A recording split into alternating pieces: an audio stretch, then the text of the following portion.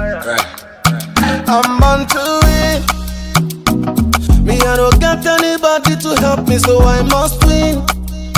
Right. For my life every day. This DJ is on fire. Fire. Fire. Fire. Africans, arise and shine. For there's a brighter day coming your way. The Diamond Youth Transformation Initiative of Nigeria, DYTI, is a non-profit organization established with the aim to groom leaders of exceptional value that model integrity, competence, accountability in their specialized fields and organizational skills for both private and public sectors. Our core values remain excellence, integrity, compassion, accountability, and passion. DYTI periodically organize leadership trainings, workshops, summits for teams and individuals who desire to become agents of positive change in their communities, and is facilitated by a pool of exceptional and accomplished personalities from various disciplines and backgrounds. DYTI has trained and empowered women and youths within Nigeria and some African countries under the DYTI social projects. Nigerian Youth Decide, NYD, which is worthy of note, is an arm of DYTI which handles youth's active participation in the leadership of Nigeria with continuous awareness campaigns in the 36 states of Nigeria. One of the striking achievements of the NYD was the successful hosting of the Nigerian Youth National Presidential Debate 2019, which was recorded the best since the history of election debates in Nigeria.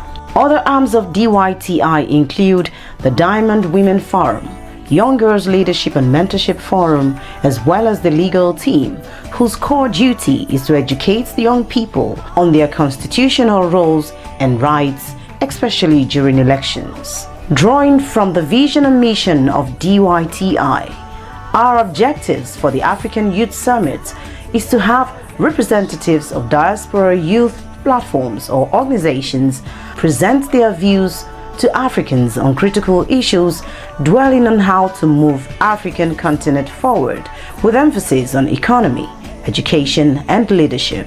It also includes increasing the participation of young people in African cooperation, reinforcing youth employment, especially through creativity and productivity.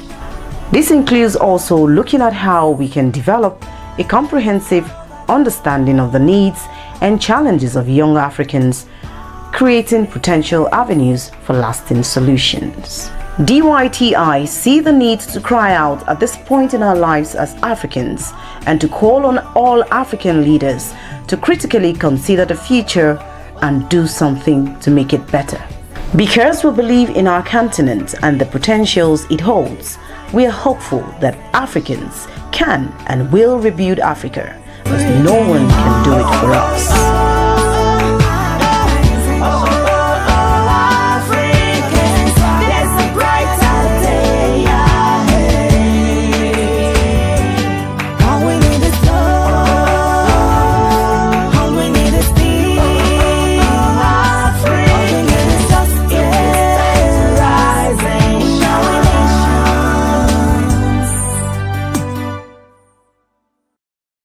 In this one, of course, for a proper and a thorough transformation.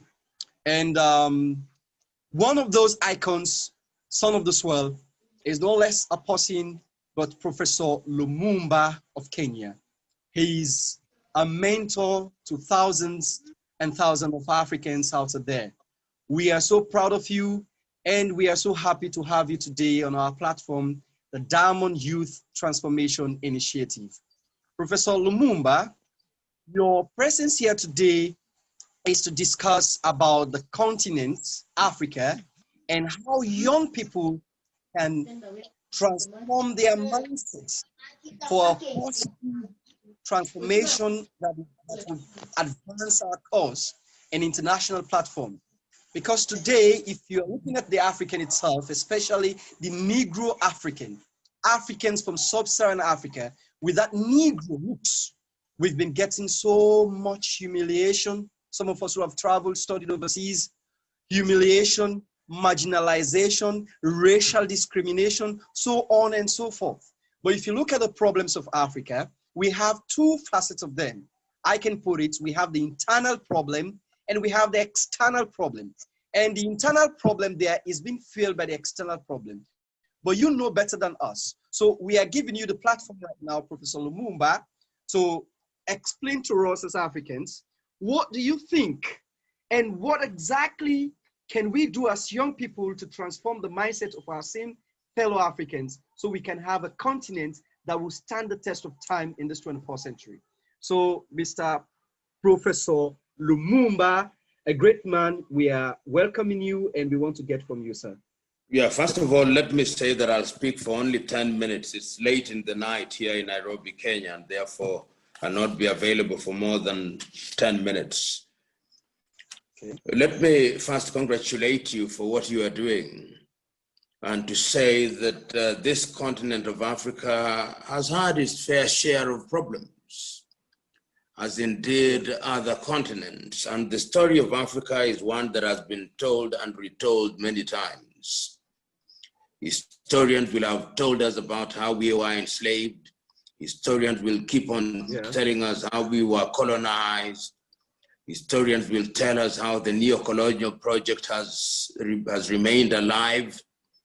And historians will also tell us how the continent continues to be abused. And even contemporary historians will tell us how the Chinese are now present in the continent of Africa.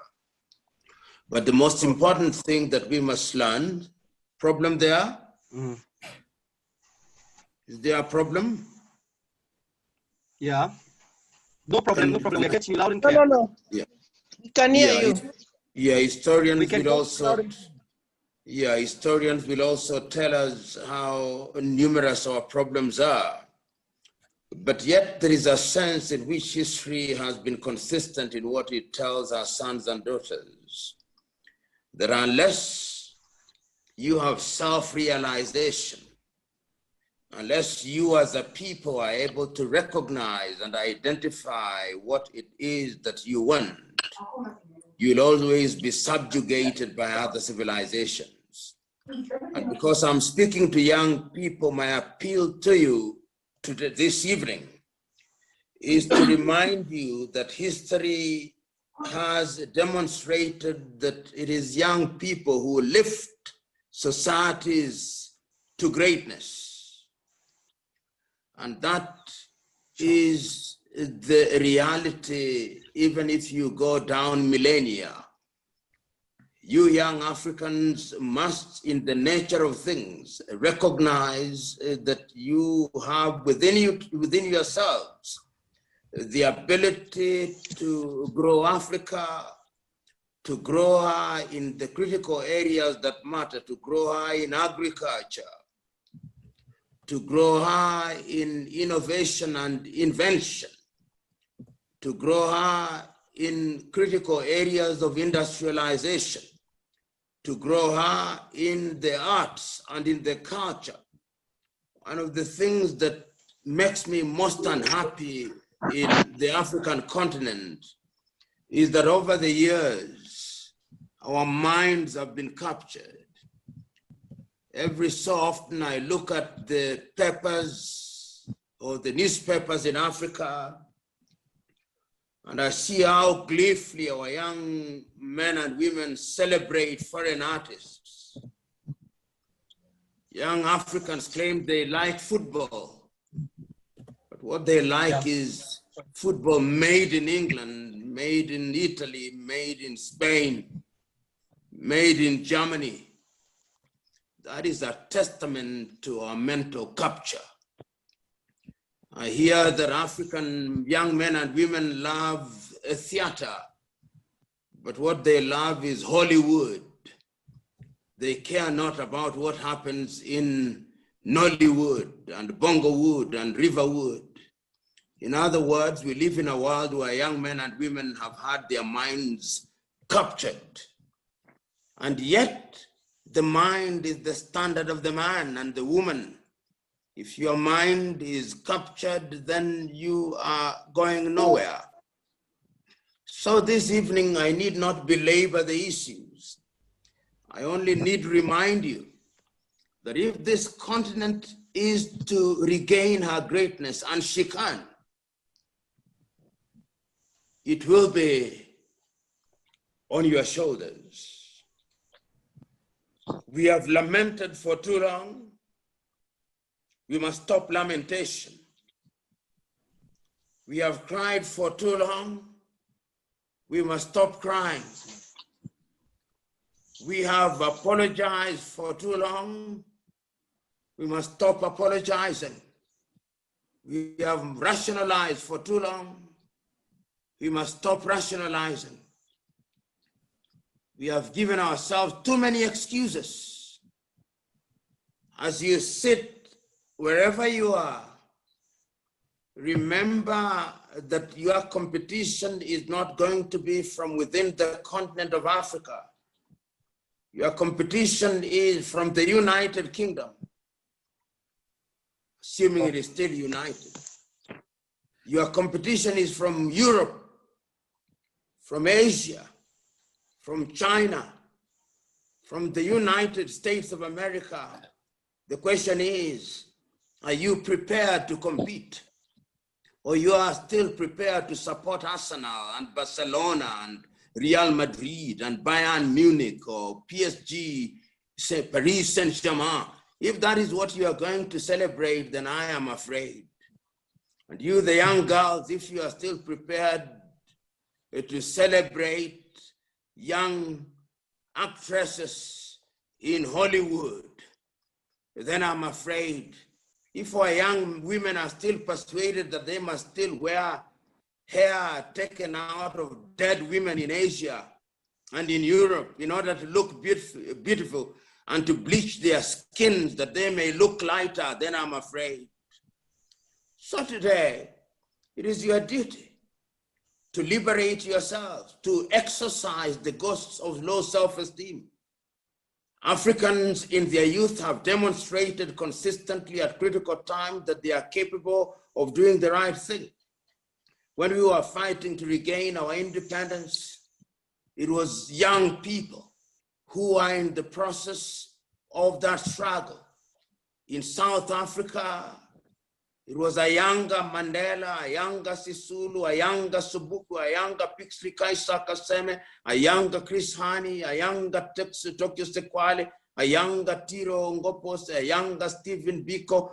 In Namibia, it was a younger Sam Nuyoma, a younger Andy Mbatoivo Yatoivo. In Angola, it was a younger Agostino Neto. In Mozambique, it was a younger Samora Machel.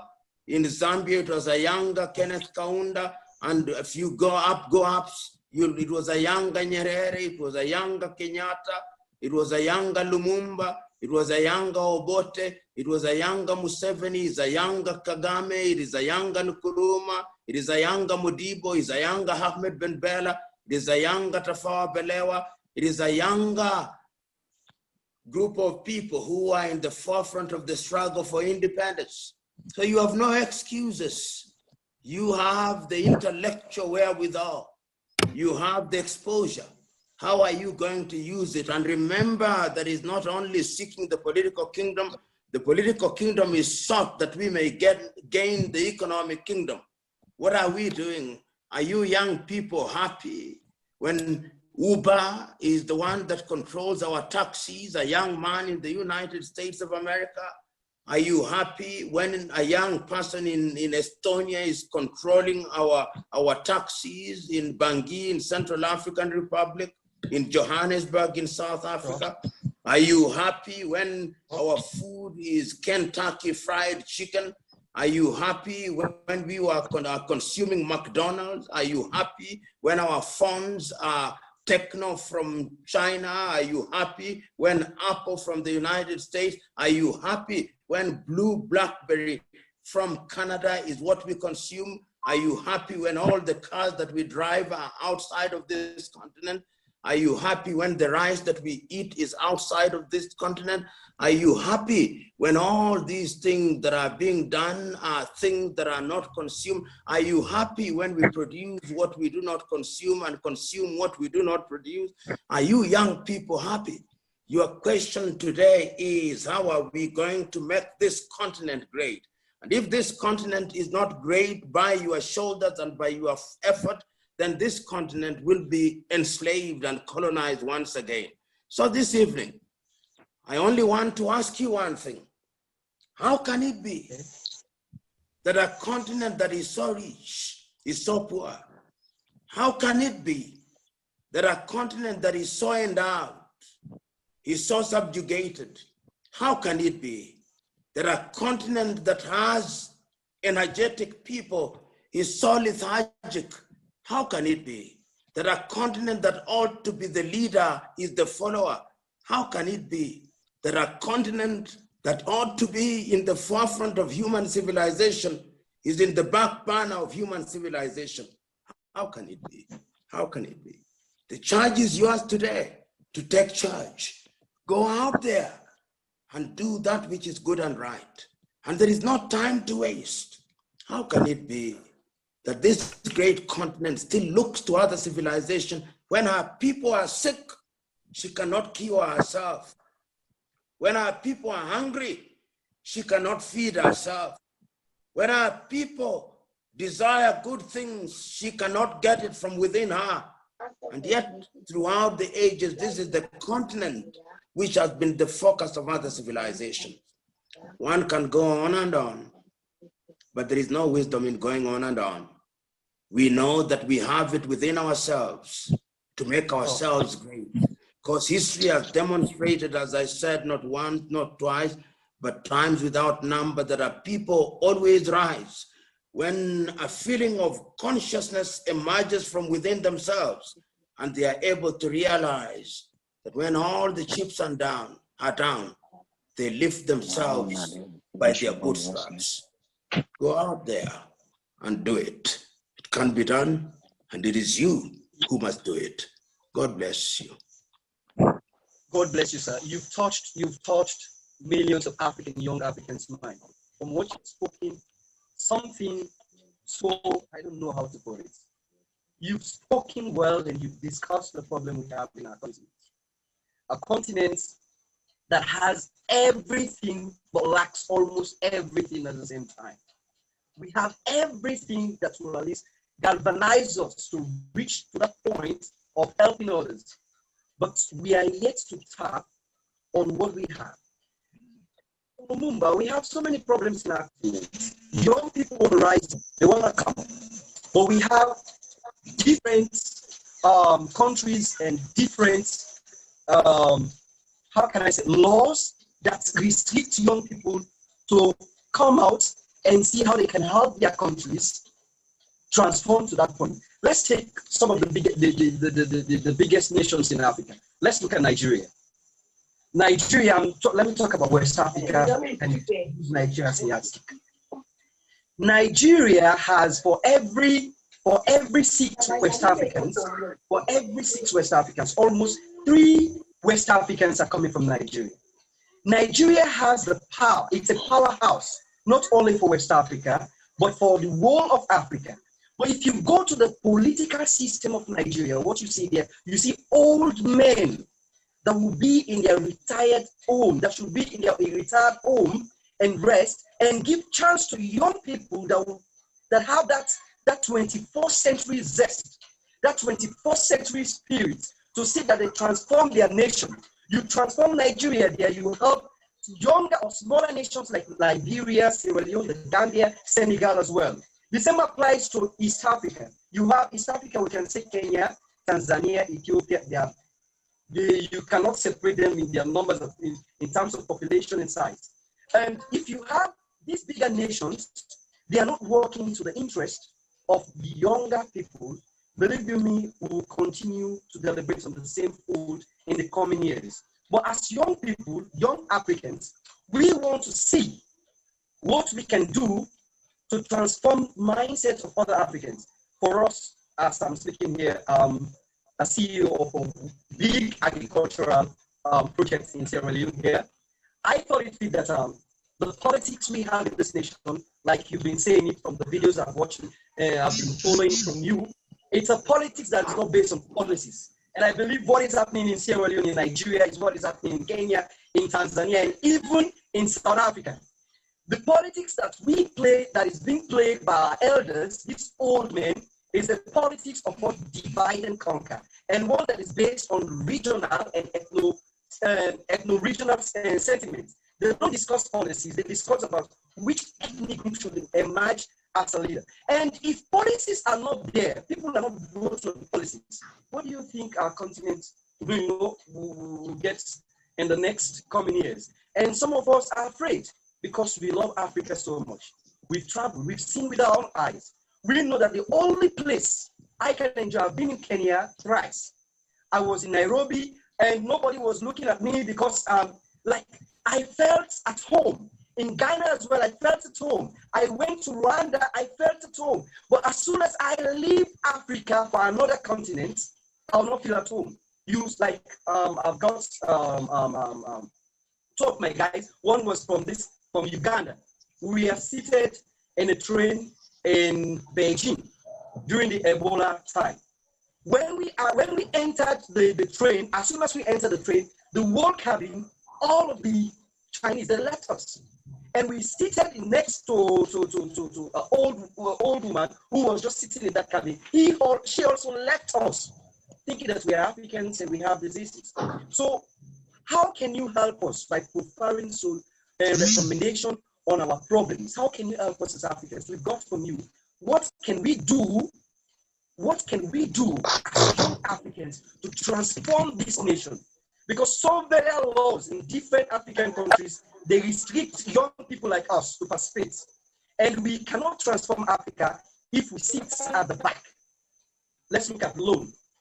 I'll use a typical example of my country, Sierra Leone. After independence, it is in this country, young people, they are afraid to give us loans.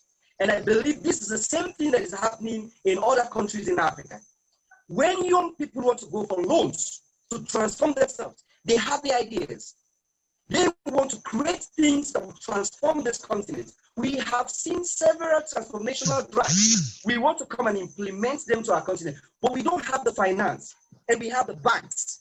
These banks, young people will go for loans to say, okay, I want to buy tractors. I want to plow cassava farms, yams farms, rice farms, maize, and I want to make it to be a mechanized one and employ younger people. If you go for loans, they will not give it to you. And they will tell you that because if you take it, you go away from Africa, you just fly away. So how can you provide to us recommendations on how we can do as young people? Let me tell you, you have it within you. If you have organized this online conference, that in itself is a demonstration that you have the necessary organizational ability. If you want to, I'm saying that if you want to demonstrate to yourself that you already are doing the right thing, the ability to organize and to coordinate this conference is in itself an indicator that you already know what to do. You're already networking. Your duty now is to ensure that this network is a network that catches the necessary fish. And some of us are ready and willing, and I believe able to support your ideas if those ideas are ideas that are going to transform you as individuals and to transform younger Africans. And I've traveled this continent. There is no shortage of men and women of goodwill who, if you have a bright idea, are going to come out and to support you. So lament no more, worry no more. Just coordinate, define your ideas, have your vision. And remember that even a journey of 1,000 miles begins with a single baby step. Identify what you want. If it is in the area of technology, identify what you need. If it is in the area of agriculture, identify what you need. If it is in the area of education, identify what you need. If it is in the area of innovation and invention, identify what you need. lament no more. And I can assure you that we are ready, willing, and able to connect you with men and women of goodwill who will ensure that you realize what you want.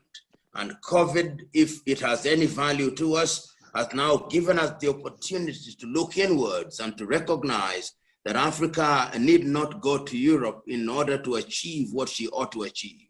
You are in a good space. Lament no more. Work hard, and it shall be. Thank you so much. Let's get question from the audience. Should you have any question, we have here our professor. Please, you can send your question and let's see how our professor will respond to it. Anyone with any question or suggestion or any deliberation on what our professor has said here tonight? Mr. Lamrana, thank you very much. My name is Mohammed Suma. I have a question, but I think I came in very late and I want to have some idea first from Mr. Professor Lumumba before I can say something else, because I've been following him for a very long time, and he's somebody that I admired most. And let me say, I admire you too. Even today, I will say I want to call you Mr. Lambrana because I heard some of your audio today. And I wanted to call you later on, but I was so busy. So I said, when I have time, then I will try to get in touch with you. But the question I just want to ask Professor, is there any possibility, because he has traveled a lot and he has met with so many African leaders, is there any possibility for Africa to meet the Millennium Goals in 2025? This is my first question. And secondly, I want to know from all where Professor Lumumba have traveled, which kind of governance system is operating in Africa? Because in America, we know America, they deal with a capitalist democratic system. Capitalist democracy. In China, we know they deal with a communist system. In Europe, as a whole, we know they deal with a social democratic system. I want to know exactly which system is operating in Africa, because Professor Lumumba has traveled, let me say, cut across Africa. And I just want him to know which system do he feel that is more good for Africa, that Africa should practice? Which kind of governance system that Africans should practice for Africa to meet the Millennium Development Goal? This is my question, sir. Mohammed Suma, thank you. Mohammed, I hear you. I hear you. Part of the African problem is that we have allowed ourselves to be defined and described by others. So we worry ourselves about things that Europe calls capitalism, things that Europe calls communism, things that they call socialism. But yet what I know is that a government is good, that which enables her people to express themselves, that which allows a people to realize the potential, that which allows people to be happy and to grow and to feed themselves and to heal themselves. If you want to give it a label, give it any label. You can call it African communalism, but I'm not one who is attracted to labels. I'm one who is attracted to what is good and just. You know, one of the things that I am happy about when I look at the 1776 American Declaration of Independence is when it said in some of the early opening statements that we hold these truths to be self-evident, that all men are created equal, that they are endowed by their creator with certain unalienable rights, that among these are life, liberty, and the pursuit of happiness. And that it is for this reason that governments are instituted amongst men to derive their just legitimacy from the people. And if they fail in this regard, it is the duty of the people to overthrow such government. Remember that when we talk about Africa today, we are not talking about one monolithic nation. We are talking about 55 countries which have suffered through colonization by the British, by the Portuguese, by the Spaniards, by the French, by the Italians, by the Germans, by the apartheid Dutch origin people who are brought by Working for China, I think we just have to like grasp it to develop ourselves. So can we have another suggestion, question from another person? Good evening, gentlemen. Yeah, Mr. Chijuka. Fortune, talking from Nigeria. First of all, I want to appreciate Professor Lumumba for this wonderful opportunity. It has been a great time listening to him. It's one man I look up to because I believe Africa has what it takes to compete in the evolving world. Thank you very much, sir, for being with us today.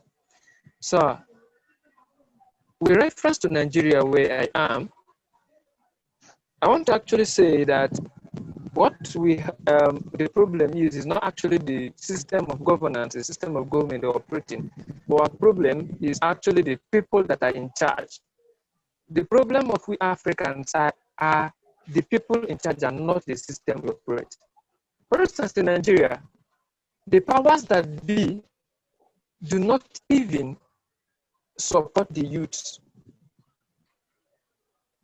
For instance, the Nigerian police, I'm sorry, I'm going to be very blunt. The Nigerian police that is supposed to protect the youths, instead of being the protector of the people, have turned to be attackers of the people.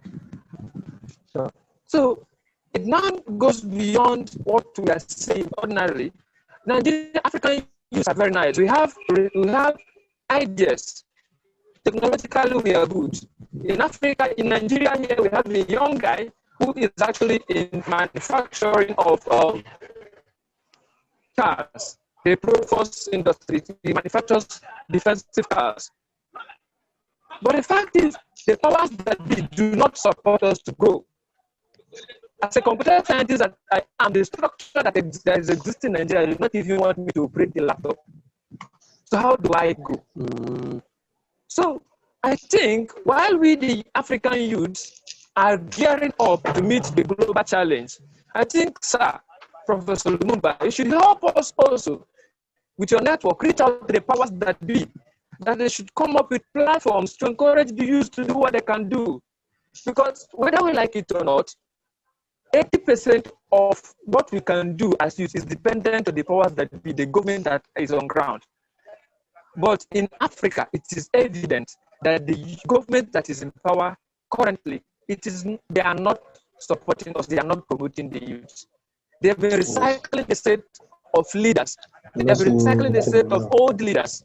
And they don't want us to access this place, this seat of power, where we can make our innovative ideas. Okay? Because we live in an evolving world where we have experienced a paradigm shift from financial economy to an idea-based economy. And it is only a youth who understands the place of innovative and creative ideas that can make such policies that will support entrepreneurial spirit. But in Africa, we don't have it because they have been recycling the same old leaders. And when the youth try to talk, they suppress us with all power within their reach. In Nigeria, they use the DSS, they use the police to make sure that you're down, they throw you to an underground cell, you don't talk.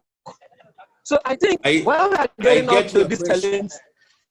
I get your question.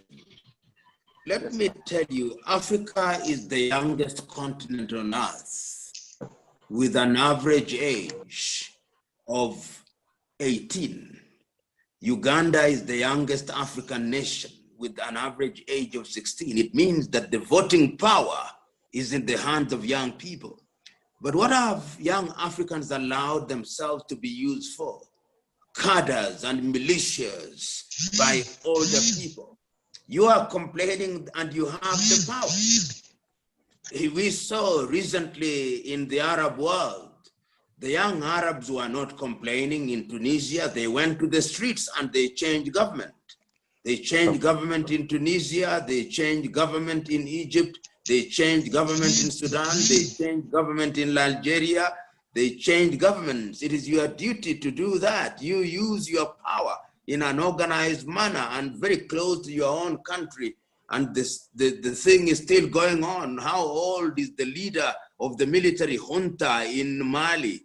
25 years of age. He's not complaining. He's joining the people and changing his country. How old was Valentin Strasser in Sierra Leone when he took over power? 25 years. How old was Martin Luther King Jr. when he led the civil rights movement? He was in his 20s. He was not complaining. The problem with young people in Africa is that you are in the business of complaining. You are not in the business of organizing. If you organize yourself, you can elect anybody you want. But as long as you allow yourself to be used by adults being given money they have stolen, then you are always going to complain. Rise up, take charge, vote the right men and women into office, and make demands of them. This thing that we call democracy not only requires but demands that you are vigilant and that you make demands of yourself. See what is happening in Europe, in Belarus. They have been in the streets for the last many weeks. They want new leaders and they are not leaving the streets. What are you doing? You are the authors of your own misfortune because you choose to drive a bus and to ride in a bus that is perpetual complaint. You are not doing the right thing. Rise up.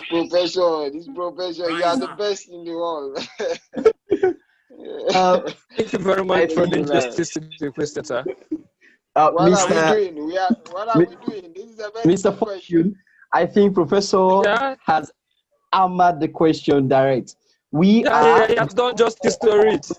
You know, he elaborated by giving us sample illustrations. So we as young people, we have to get up and do the needful. And do we have any other person again? It's late there in Kenya, so we want our professor to rest. Do we have other questions there? Suggestion from other person? Yes, please. Yeah. Mr. Lambrano? Yeah. I'm getting you, Mr. Waniwa. Yes, can I ask the question? I'm the one who typed the question this side. I thought maybe you could read from that side, but let me just try to summarize it. First of all, let me take this time to thank you for organizing this, also to thank Professor Lumumba for hosting such an enlightening meeting to the youth of this continent. What I wanted to Prof to address or to respond to is the issue of politics in line with our desire to contribute meaningfully to the development of Africa. Because if you look at the African continent, the youth, we have got the potential. We have got the potential to play a major role, to play an important role in the development of this country, or in the development of this continent.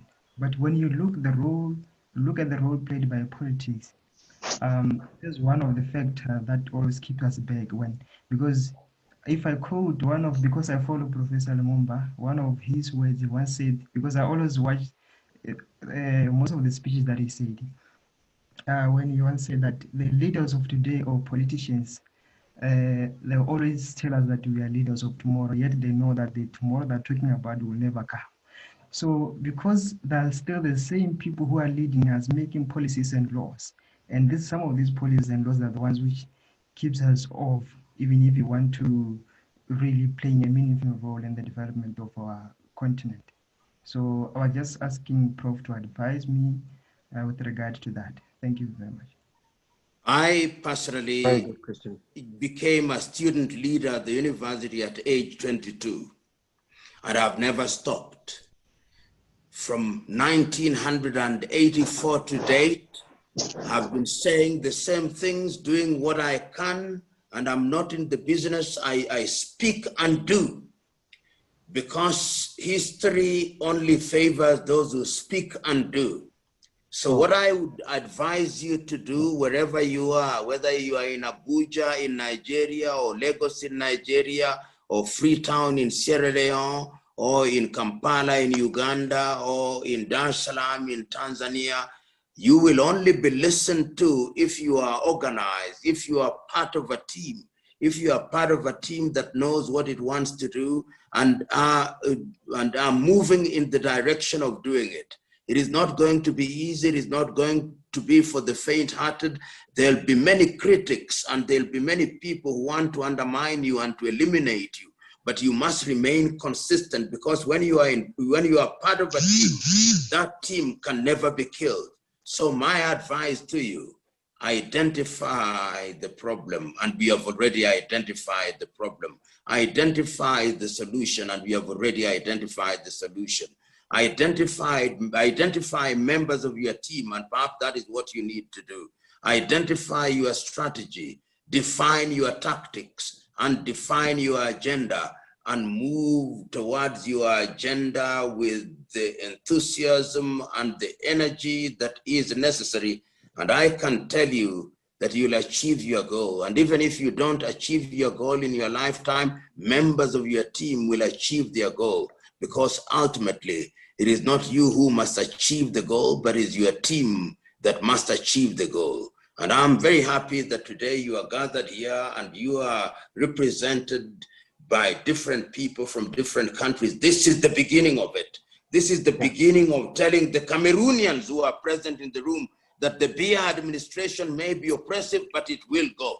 This is the day when you must tell the Ouattara regime that it will go, because leadership is only as good as the opportunities that it creates and the environment that it creates to enable her people to thrive and to do that which improves the quality of their lives.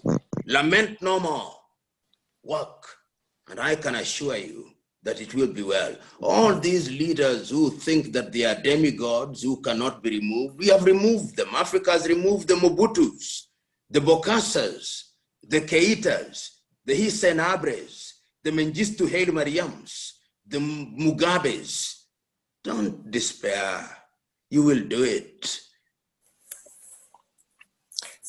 Very good. Very good response. Thank you so much, Professor. Do we have another suggestion or a question from any other person? Just one question, if I may ask. Okay. My name is Kay Akintemi. I'm the managing director of Plus TV Africa. We're broadcasting to 36 countries in Africa on DSTV channel 408. I call myself a millennial by virtue of the fact that I have a heart for young people, and that's why I have chosen to join this platform, as well as to promise the young people who contacted me about this event. And I told them that we're going to broadcast this on our platform, which means that people in Kenya, in Botswana, in Uganda, and all across 36 countries in Africa that we broadcast to, they will be able to watch this conversation with Professor Lumumba. Now, two things I will very quickly mention is the fact that just recently, I was in another forum organized by young people with Chief Olusegun Obasanjo, former president of Nigeria. And he said very clearly, he said that there is not going to be a way for young people to become the leader of Nigeria unless they make up their mind and they go for it. Nobody is going to give them power. Nobody will Nigeria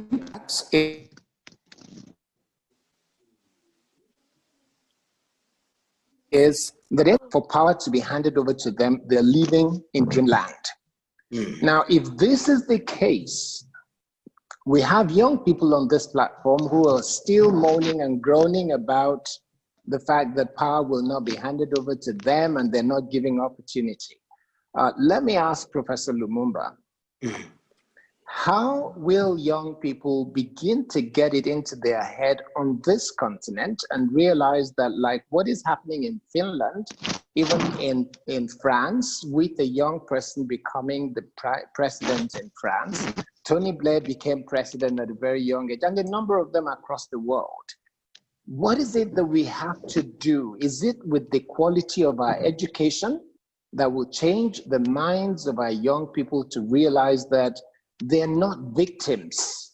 They're not meant to sit back and complain and moan about their opportunities. What do we need to get into their head to get them to realize that they are not victims and they have a good chance of going out, whether it's through a revolution, whether violent or not, or it's going to be a case of organizing themselves to chase that which they desire and fulfill their purpose and achieve the dream for Africa?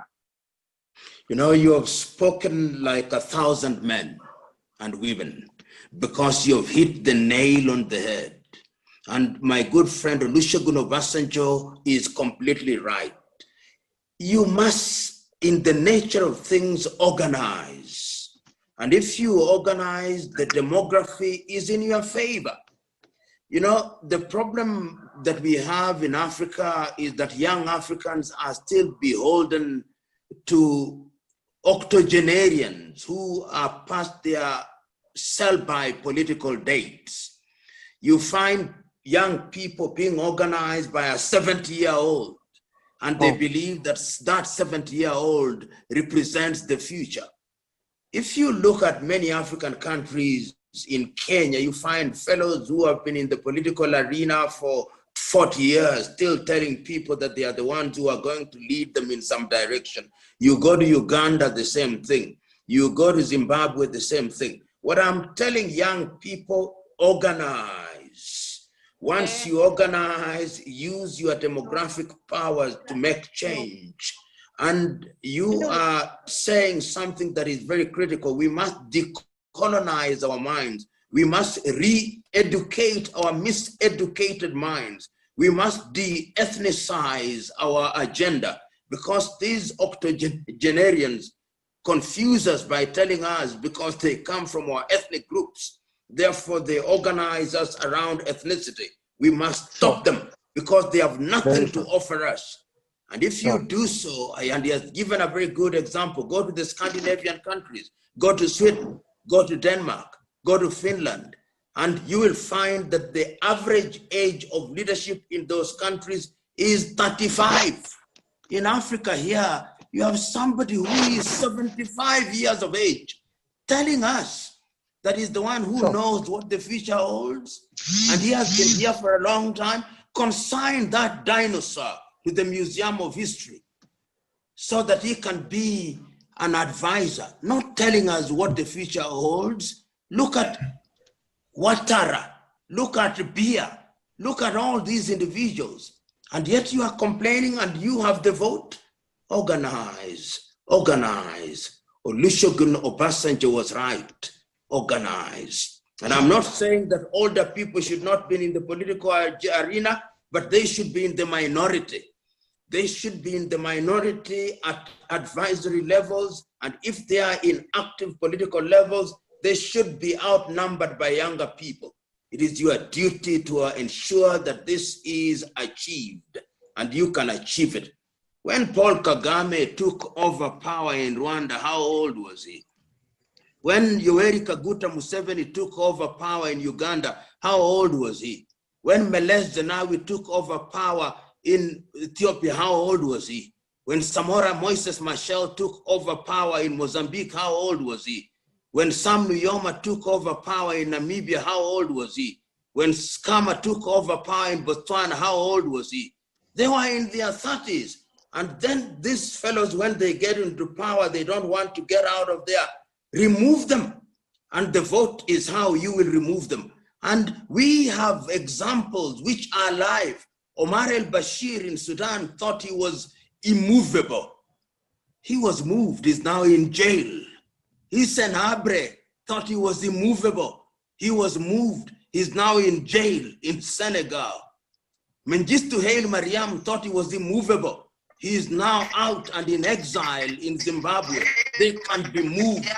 Let us move these dinosaurs through organization. It is only then that they will realize that leadership is co-generational and intergenerational and a relay race, because some of them think they are demigods. Let us remind them that they are not demigods. Some of them suffer from the Jehovah complex. Let us cure them. Some of them suffer from the martyr complex. Let us cure them. It is our duty to cure them, and cure them you will if you are organized. Very, very good response. Very, very good response. Cure them. Very, very good response. Can we have from another person again? Yeah. Any other question, response here? Yeah, good evening. I'm John from Nigeria. Hello? Yeah, we're getting you. Okay, I'm John from Nigeria. Yeah. I just want to make a contribution to this. I'm John Oga. I'm popularly known as the Nigerian Dream. I'm from Cross River State in Nigeria. I love exactly what the speaker, who I have a very big reverence for, said about the youth here, and I want to make a contribution to the youth here. I am now, as I'm currently, I am going into an election to contest an election here. I'm a very young man. I had put pressure on the system. Actually, my state government, you know the nature of Nigeria, where the governor comes from, even though no other person can dare speak from there, especially when you are from another platform. And since they will not give opportunity to young persons, I am on another platform to contest from that place, from the particular zone. And I was being advised by elders and many other political stalwarts that I should not go into that race. I cannot win, no matter how popular and no matter how loved you are, you cannot win. And most of them took to me, and they have been giving me negative thoughts. Even the young people, some of them have started with trying to speak the same direction. But I kept hitting. I'm still hitting. I'm very positive I'm going to win that elections. But I just want to make an encouragement that something happened. A very close friend to the governor who said I can never make it. He has been hitting hard that I should stop. I should go to sleep. I cannot have the money to fight the governor, and I cannot have this. I'm not fighting anybody. I'm coming there to represent a demographic of people. And day before yesterday or yesterday, he called me and told me that he's moved and he's seen something. He feels positive that something can happen from this. So he was going to print all my billboards and posters for me. So I was going to do that for me. And the same person that was standing against me, no matter the situation that presents itself, that the youths are disadvantaged when it comes to financing, because we know in Africa, yes, money politics, they do. Even the military now have been corrupted by money, so they use them to oppress the young ones. But if you keep hitting, and you are resolute that you want to do something that is different, the nature comes back to support you. And most of these people that stood against you, somehow they find a way to support you. So that is just my contribution to this matter right now. Thank you. I would love to get in touch with you. I hope that Jana will give you my contact so that we get in touch, and in whatever way we can, even if it is a cent, we offer to you. That is the kind of energy and that is the kind of effort that we want to hear. There'll be many naysayers, but go out there. You cannot fail without trying, and failure is part of success anyway. Yes, sir. So thank you very much. It is getting late here in Nairobi, Kenya. I wish you the very best, and let us ensure that this particular process does not stop. Our good friend who is in charge of the TV, I must congratulate you, because what you are doing is great. You are giving voice and the oxygen of publicity to initiatives such as this. You are not in the business of complaining. I want to hear by next year that you are present in all the 55 African countries and all over the world. That is what we want. And I will be watching this TV on Channel 48 as a means of encouragement. That is the kind of thing that we want to do. And I have no doubt that when we have men and women such as yourself, young people will realize their potential. Thank you very Thank much, you Prof. so much, Professor Lumumba. We are very much appreciative. We appreciate you so much. Continue to fight for our continent. Continue to inspire young people. Continue to be there when we have no hope. You are a great man. You are an icon, and you are the living modern African icons that we rely on. You are a mentor. Continue to be that great man that the continent will be proud of. We appreciate you so much leaving your busy schedule to talk to us and discuss with us and explain to us exactly what we need as Africans. Thank you so much, Professor Thank Lumumba. you very much, and stay safe. Thank you, Prof. Thank you so much. Thank you. Okay, thank you. Thank you. Thank you. Thank you, guys. Lamrana, thank you very much for hosting us, and God bless each and everyone. Thank you so much, guys. Thank you. We have lapses with the time. For my life every day, my dream is just to win. Me, I don't have anyone to support me, so I must win. Now me be the vibe I can borrow. Nobody really know to say.